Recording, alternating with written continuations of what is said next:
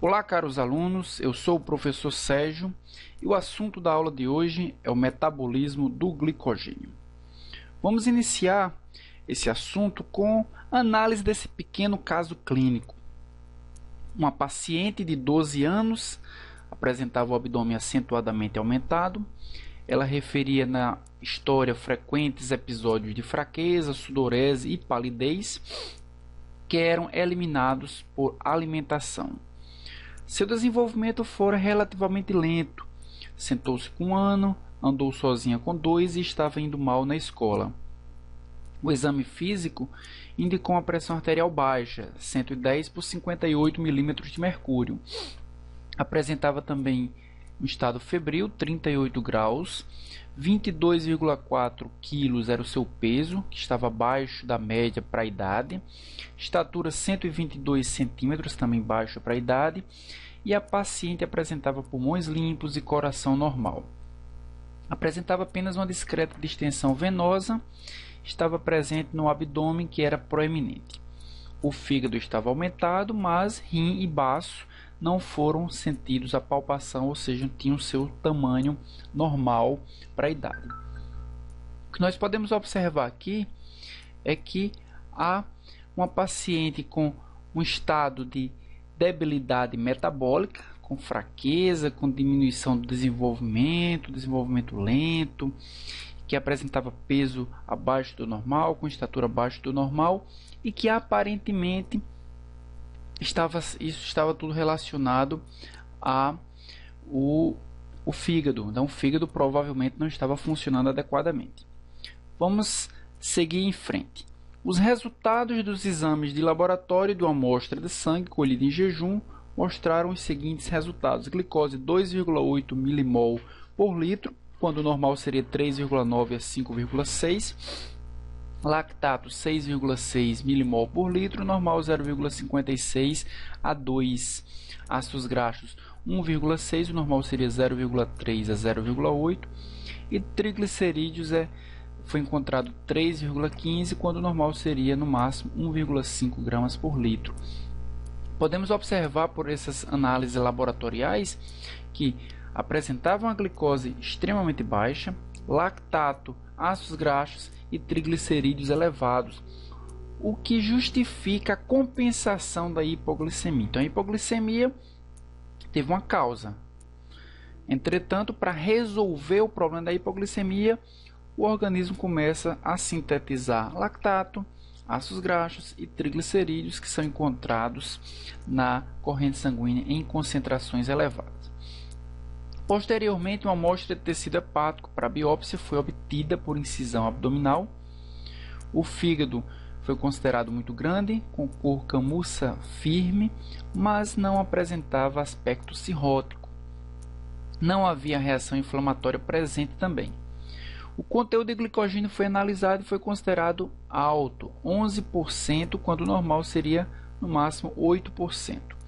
E o conteúdo de lipídios também foi considerado alto, 20,2%, quando o normal seria menos do que 5%. E também a estrutura do glicogênio hepático foi considerada normal. A etapa seguinte foi analisar ou medir a atividade de diversas enzimas no tecido hepático. Foi medida a atividade da glicose 6-fosfatase. Foi encontrado um valor de 22 unidades internacionais, quando o normal é 214, mais ou menos 45. Fosforilase 24, normal 22, mais ou menos 3. E fosfoglicomutase 27, quando o normal seria 25, mais ou menos 4. Então observamos que quando foram analisadas as enzimas hepáticas relacionadas ao metabolismo do glicogênio, uma vez que o glicogênio estava alterado, o glicogênio estava em sua concentração acima do normal no fígado, foram analisadas as enzimas responsáveis pelo metabolismo do glicogênio. E o que se encontrou foi um aumento da glicose 6-fosfatase.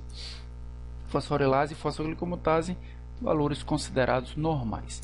Qual o diagnóstico dessa doença? Então, foi diagnosticado que essa criança, que essa adolescente tinha uma doença do metabolismo do glicogênio chamada doença de von Gierke. Essa doença de von Gierke é uma glicogenólise na forma hepática, causada pela deficiência de glicose 6-fosfatase. O que a glicose 6-fosfatase faz? Ela retira o grupamento fosfato da glicose, liberando a glicose. Essa é a última etapa da degradação do glicogênio. Ao ser retirado o grupamento fosfato, a glicose livre tem condições de atravessar a membrana plasmática via transportadores de glicose, via GLUT, para a corrente sanguínea. Com o grupamento fosfato, ela fica presa dentro da célula. Sem o grupamento fosfato, ela fica livre para atravessar a membrana via transportador de glicose. Qual a sintomatologia da doença de von Guericke? Acúmulo de glicogênio de forma anormal. Isso é causado porque não há degradação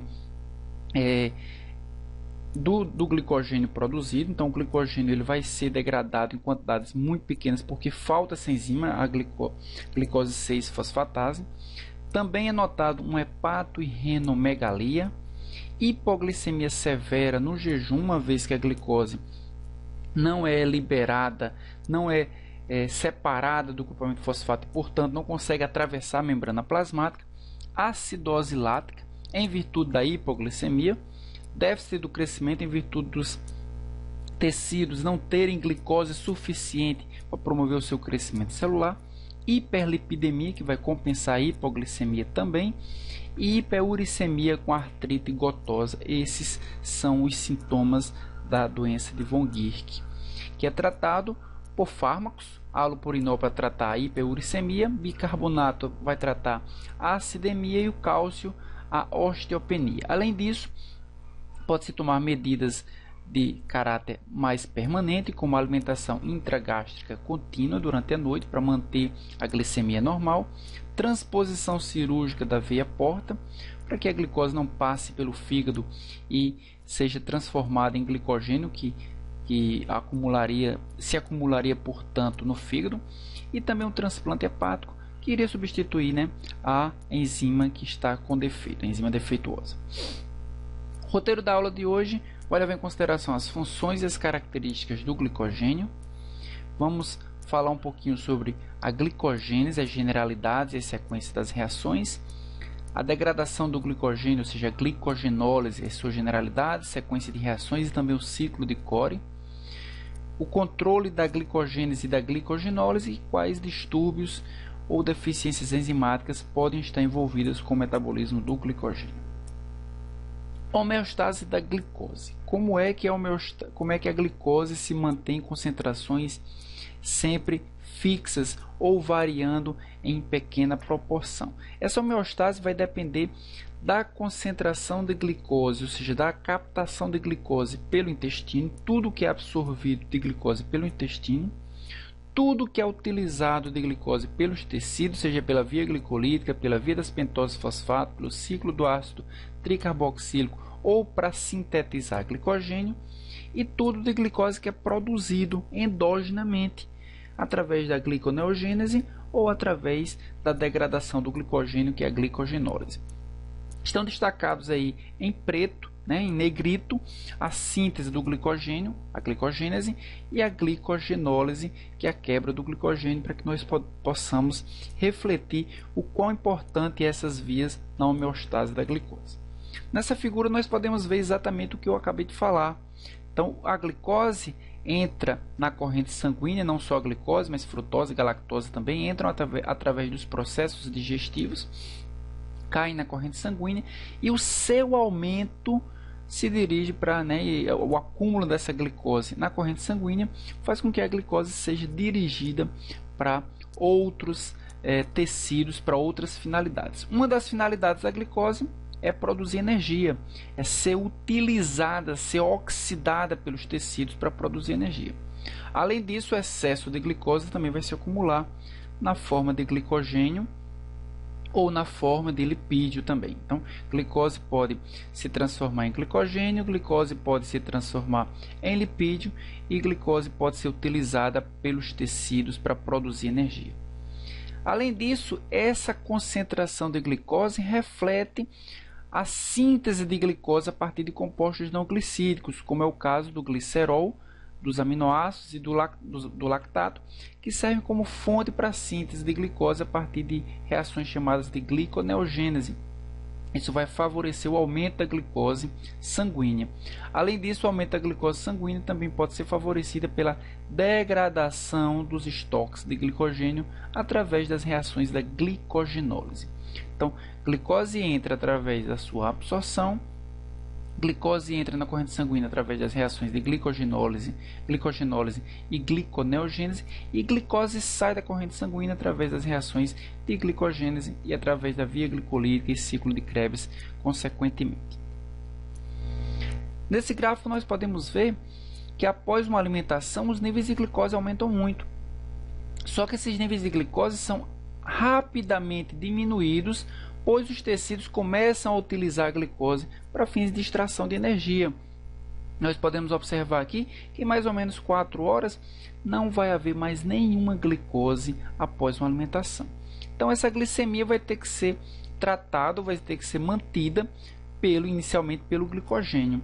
Nós podemos observar aqui que à medida que essa glicose diminui, essa diminuição vai ser em virtude do seu uso pelos tecidos, mas em virtude também da produção de glicogênio, que nós atingimos o nosso ápice aqui mais ou menos 8 horas após uma alimentação. Após essas 8 horas, a glicemia já não pode mais ser mantida simplesmente pela glicose livre, ela é mantida pelo glicogênio. O glicogênio começa a diminuir seus estoques, mas como os estoques do glicogênio são em quantidades limitadas, a necessidade de outras fontes de glicose, e essas fontes são as reações da gliconeogênese. Então, o lactato, o glicerol, aminoácidos vão produzir glicose e ajudam a manter a glicemia juntamente com a quebra do glicogênio. Isso por algum tempo. Posteriormente, a gente vai precisar de outras fontes que vão poupar a glicose, que são principalmente fontes de lipídios e de corpos cetônicos.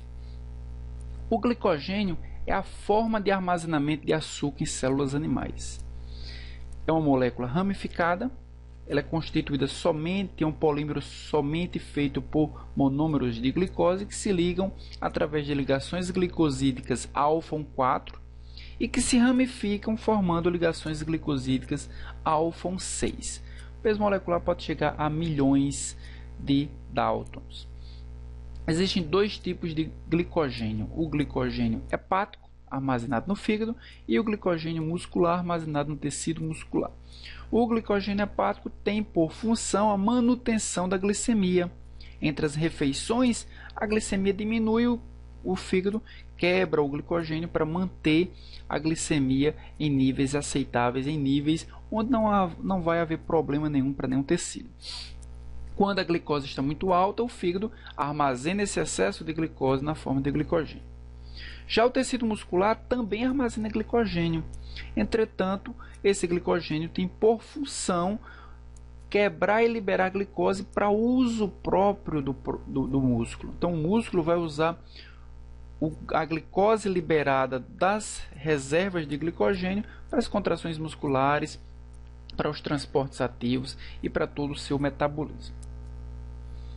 Então, a função do glicogênio é armazenar a glicose em situações de abundância para, quando necessário, recuperá-la quando houver diminuição dessa glicemia. Como eu havia falado, existe glicogênio no fígado, mais ou menos 10% do peso do fígado é glicogênio. Existe glicogênio no músculo, mais ou menos 2 a 3% do peso do músculo é glicogênio. A gente pode ver nessa imagem aqui do lado os grânulos de glicogênio aqui em escuro. Então, isso aqui é um fígado, um hepatócito cheio de grânulos de glicogênio, né, mostrando que ele realmente é armazenado em grande quantidade. Aí a pergunta é: por que polimerizar a glicose? Então, vamos analisar essas duas proposições. Se a quantidade de glicose que forma o glicogênio fosse dissolvida no citoplasma de um hepatócito, sua concentração seria de cerca de 0,4 molar. Já quando ela é armazenada como um polímero longo, como o glicogênio, a mesma massa de glicose vai gerar uma concentração de apenas 0,01 micromolar. Isso acontece porque o glicogênio ocupa 2 hidroxilas da glicose para a formação da ligação glicosídica, e essas duas hidroxilas essa hidroxila por cada molécula de glicose faz com que a sua capacidade osmótica, o seu potencial osmótico diminua. Então, nós temos um potencial osmótico muito menor do glicogênio comparado à glicose. E qual seria a consequência disso? Imagine que você tenha uma célula, por exemplo, um hepatócito, com uma concentração de glicose de 0,4 molar. A concentração de glicose no plasma normalmente gira em torno de 5 milimolar. Se a concentração intracelular fosse 0,4 e a extracelular 5 milimolar, todo o líquido, ou seja, todo o plasma contido nos vasos sanguíneos ia tentar atravessar a membrana plasmática das células para compensar esse excesso de concentração intracelular por processos osmóticos. Consequência imediata disso seria a plasmoptise da célula, a destruição, a ruptura da célula. Como essa glicose está armazenada na forma de glicogênio e no comparativo isso equivaleria a 0,01 micromolar, nós teríamos uma concentração muito menor intracelularmente de glicose do que extracelularmente de glicose. Então a glicose não iria entrar assim com tanta facilidade dentro da célula, com isso não iria atrair a água com tanta facilidade e a célula ia se manter íntegra. Então a grande vantagem de se produzir glicogênio, se gerar uma molécula, um polímero de glicose, é reduzir a osmolaridade da glicose. Então aqui nós estamos vendo duas fotomicrografias eletrônicas de cortes histológicos de fígado de rato. Aqui na esquerda um rato recém-alimentado, nós podemos ver a quantidade de grânulos de glicogênio aqui expostos. E nessa outra um rato com um jejum de 24 horas, nós podemos ver poucos glicogênios. Então a gente pode ver que realmente os estoques, por mais grandes que sejam, por maiores que sejam, eles são utilizados, são gastos em cerca de 24 horas depois de um jejum, sem alimentação. Nesse gráfico nós podemos ver que os níveis de glicogênio aumentam, o glicogênio hepático que a gente está falando aqui, aumentam após uma refeição. Então no intervalo entre as refeições nós temos uma diminuição do glicogênio, pois esse glicogênio vai ser utilizado para manter a glicemia. Após uma refeição, por exemplo, o almoço, nós temos um pequeno aumento aqui do glicogênio, que vai diminuir, pois nesse intervalo a necessidade de se manter a glicemia. Novamente uma refeição, novamente aumenta, diminui, novamente uma refeição, novamente aumenta. Então, o glicogênio aumenta após uma refeição e diminui no intervalo entre as refeições, pois o excesso de glicose pode ser armazenado ou a escassez de glicose precisa vir da fonte de glicogênio, dos estoques de glicogênio. Então vamos falar inicialmente sobre as reações da glicogenólise, ou seja, a quebra do glicogênio pelos tecidos hepático e muscular. Quando ocorre a glicogenólise? A glicogenólise ocorre nos momentos de jejum ou entre as refeições. É nesse período que a glicemia diminui. É nesse período que há necessidade de quebrar os estoques de glicogênio para que a glicemia se mantenha constante. Como é que ocorre a glicogenólise? A primeira reação da glicogenólise, ou seja, a quebra do glicogênio, vai ser feita por uma enzima chamada de glicogênio fosforilase. Essa enzima ela vai promover uma reação chamada fosforólise. Por que fosforólise? Porque vai utilizar um grupamento fosfato para quebrar a ligação entre duas glicoses do glicogênio. Ao romper essa ligação, a glicogênio fosforilase vai gerar uma glicose 1-fosfato e um glicogênio com uma glicose a menos. A glicogênio 1-fosfato vai sofrer a ação da fosfoglicomutase, vai transformar glicose 1-fosfato em glicose 6-fosfato. E a glicose 6-fosfato sofre a ação da glicose 6-fosfatase, liberando a glicose, que pode ser assim transportada para a corrente sanguínea para manter a glicemia. Então vejam que aqui existem 3 enzimas que fizeram o metabolismo, fizeram a quebra das glicoses do glicogênio. 2 delas foram analisadas né, no nosso caso clínico na doença de von Gierke, que foi a fosfoglicomutase, que transforma a glicose 1-fosfato em glicose 6-fosfato, e a glicose 6-fosfatase, que vai liberar o fosfato da glicose e permitir que a glicose que atravesse a membrana plasmática.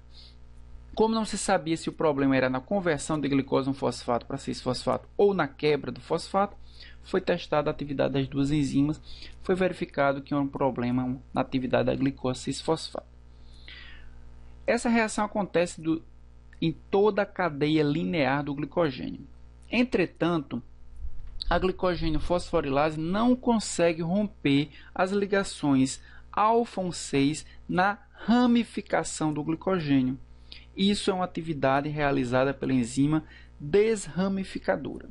Então, na glicogenólise, existe a participação de 4 enzimas: a glicogênio fosforilase, a fosfoglicomutase, a glicogênio 6-fosfatase e a enzima desramificadora, que vai quebrar a ligação alfa-6, liberando a glicose da ramificação. Olhando isso com maiores detalhes, nós podemos ver que aqui em cima nós temos o glicogênio, a glicogênio fosforilase, que vai fosforilar o resíduo de glicose, mas qual resíduo de glicose a glicogênio fosforilase vai quebrar, vai retirar inicialmente? Vai retirar o primeiro resíduo de glicose da extremidade não redutora. Então, nós temos uma extremidade redutora do glicogênio, que é uma extremidade na qual o carbono anomérico da glicose está livre, e uma extremidade não redutora do glicogênio, na qual o carbono anomérico, ou seja, o carbono número 1 da glicose, está comprometido na ligação glicosídica. Essa glicose aqui vai ser a primeira glicose a sair pela glicogênio fosforilase. Então, o fosfato vai se ligar no carbono 1 dessa glicose, vai romper essa ligação e vai ser liberada a glicose 1-fosfato, e o restante da cadeia permanece com uma glicose a menos. Entretanto, nós vimos em slide anterior que o glicogênio é muito ramificado. Então, a glicogênio fosforilase age em cada uma daquelas ramificações que contém a extremidade não redutora. A glicogênio fosforilase vai quebrando diversas glicoses ao mesmo tempo. Isso dá condições da glicemia aumentar rapidamente. Imagine se o glicogênio fosse uma molécula linear. Iria quebrar cada glicose na extremidade não redutora, liberando uma glicose por reação. Existindo várias extremidades não redutoras, porque o glicogênio é uma molécula ramificada, a glicogênio fosforilase vai quebrar todas ao mesmo tempo, liberando várias glicoses ao mesmo tempo. Então, vamos analisar agora a enzima que vai quebrar o glicogênio, a glicogênio fosforilase. A glicogênio fosforilase é uma enzima homodimérica. Enzima homodimérica formada por duas cadeias polipeptídicas. Uma cadeia polipeptídica está aqui mostrada em azul, a outra cadeia polipeptídica mostrada em verde.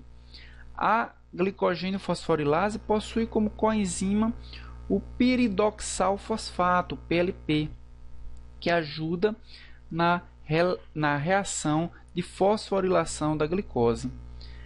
A glicogênio fosforilase é uma enzima regulatória, ela sofre um controle alostérico e ela existe em duas formas, em duas conformações. Uma conformação relaxada, que é a conformação ativa, e uma conformação tensa, que é uma conformação inativa ou inibida. Uma classe de drogas que foi desenvolvida para tratamento da diabetes, chamada cloroindol carboxamida, inibe a glicogênio fosforilase do fígado alostericamente. Está aqui o inibidor. Se liga na glicogênio fosforilase, impede que ela funcione. Esses inibidores ligam-se na interface, estabilizando a forma inativa, ou seja, a forma tensa. Impede que a glicogênio fosforilase se transforme na sua conformação relaxada, na sua conformação ativa. A pergunta é: por que o inibidor da glicogênio fosforilase é adequado para o tratamento da diabetes? Vamos imaginar que a glicogênio fosforilase vai liberando, né, a glicose a partir dos estoques de glicogênio, aumentando assim a sua glicemia. Se o inibidor consegue inibir essa quebra do glicogênio, o glicogênio vai ser estocado, mas não vai contribuir com o aumento da glicemia.